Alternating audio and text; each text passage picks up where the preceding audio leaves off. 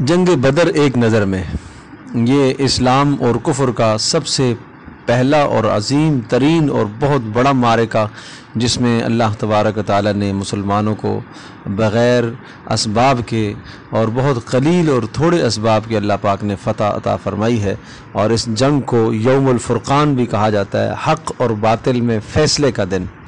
تو بہت اہم یہ حیثیت رکھتی ہے، اور اس میں اللہ پاک کی جو مدد مسلمانوں کے ساتھ ہوئی اس کی مثال نہیں ملتی۔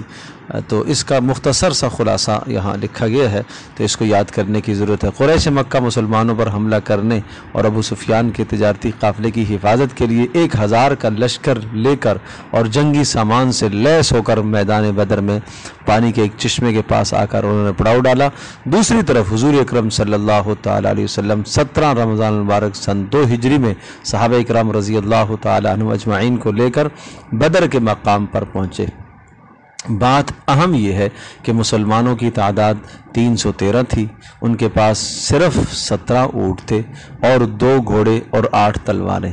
عام طور پر لڑائی گھوڑوں پر ہوا کرتی تھی، تلواروں سے لڑائی ہوتی تھی، یعنی 8 تلواریں آپ اندازہ کیجئے، اور سامنے 1000 کا لشکر ہے۔ 8 تلواریں 1000 کے لشکر کے ساتھ کس طرح سے مقابلہ ہوگا؟ 2 گھوڑے، 17 اونٹ۔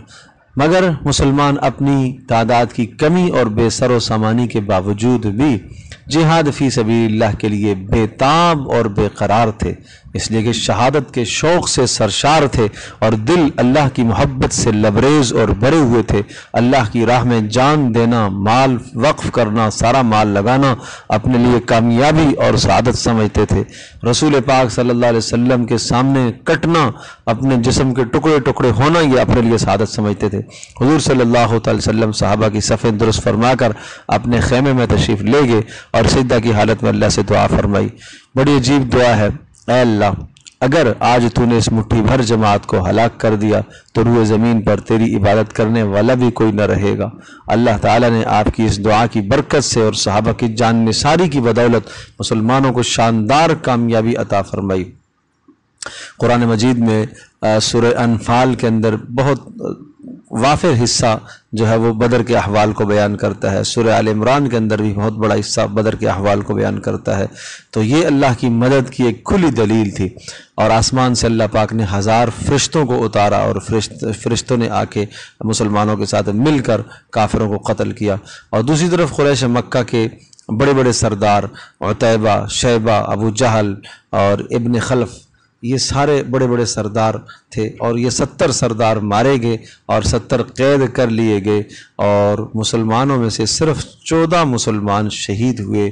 بہت تھوڑی تعداد یعنی مسلمانوں کی اس وقت کام آئی، یعنی 14 مسلمان شہید ہوئے۔ تو یوں سمجھے کہ سامنے والوں کے 70 مارے گئے اور 70 قیدی ہو گئے۔ اچھا، جو مارے گئے وہ بھی بڑے بڑے سرداران مارے گئے، گویا کہ کفر کی کمر ٹوٹ گئی، اور آپ علیہ السلام نے فرمایا کہ اب ان کی کمر ٹوٹ چکی ہے۔ بڑے بڑے سردار، قیادت جن کے پاس تھی، وہ سب کے سب مارے گئے۔ اور عجیب بات، رات کو رسول پاک صلی اللہ علیہ وسلم نے جگہ کا تعین کر کے بتایا کہ فلاں جگہ فلاں کافر مارا جائے گا، فلاں جگہ فلاں کافر گرے گا، فلاں جگہ فلاں کافر گرے گا۔ صحابہ کہتے ہیں صبح ہم نے دیکھا جس جگہ کی نشاندہی آپ نے فرمائی تھی بالکل اسی جگہ پر یہ کافر پڑے مرے ہوئے تھے، اور 70 کو قید کر لیا۔ تو اللہ تبارک و تعالیٰ نے ان نہتوں کی اور ان کمزوروں کی اللہ پاک نے مدد فرمائی، اور قیامت تک آنے والے انسانوں کے لیے ایک مثال قائم فرمائی کہ جب اللہ کی ذات عالی پر بھروسہ اور اعتماد اور ایمان کی طاقت ہوتی ہے تو اللہ پاک ایمان کی بنیاد پر مدد کرتا ہے۔ فرمایا وَأَنْتُمُ الْأَعْلَوْنَ إِن كُنتُم مُؤْمِنِينَ، کہ اللہ پاک تمہاری مدد کرے گا، تمہیں ہی غالب رکھے گا، لیکن ایمان میں کمال ہو تو۔ معاشرتی زندگی کے آداب، کھانے کے آداب، رسول اکرم صلی اللہ علیہ وسلم نے زندگی کے ہر موقع کے آداب جو ہے امت کو سکھائے ہیں۔ اللہ تبارک و تعالیٰ نے حضور صلی اللہ علیہ وسلم کے توسط سے امت پر خاص احسان اور کرم والا معاملہ فرمایا ہے، اور اس امت کو عبادات پر اجر تو ملتا ہی ہے، لیکن اگر ضرورت ہو عادات کو بھی سنت کے مطابق بنا لیا جائے تو اس پر بھی ثواب کا مستحق بنا جا سکتا ہے۔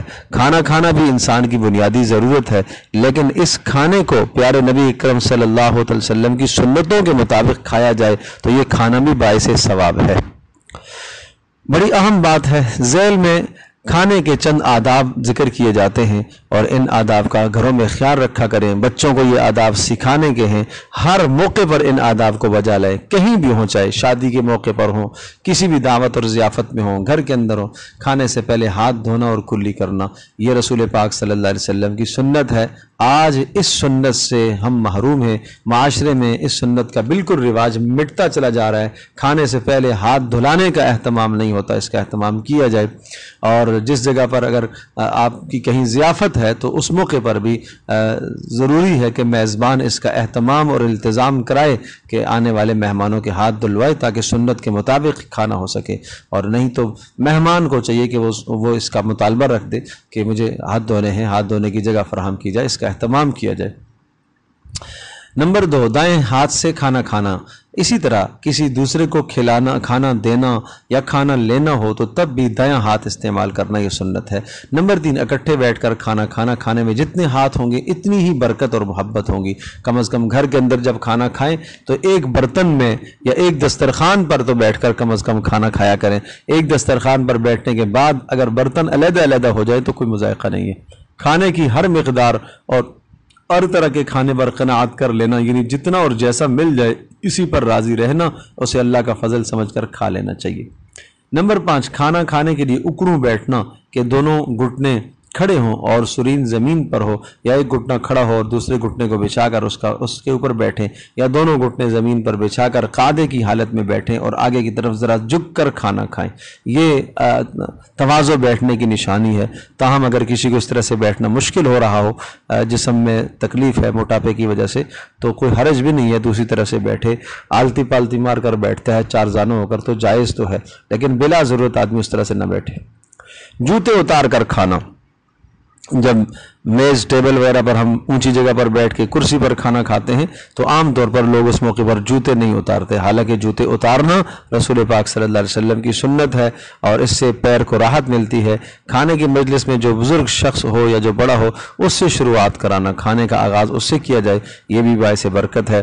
اور دسترخوان کو زمین پر بچھا کر کھانا کھانا اور بسم اللہ الرحمن الرحیم یا بسم اللہ وعلی برکت اللہ یا بسم اللہ وبرکت اللہ، اس طرح کے الفاظ پڑھ کر کھانے کو شروع کرنا یہ رسول پاک صلی اللہ علیہ وسلم کی سنت ہے۔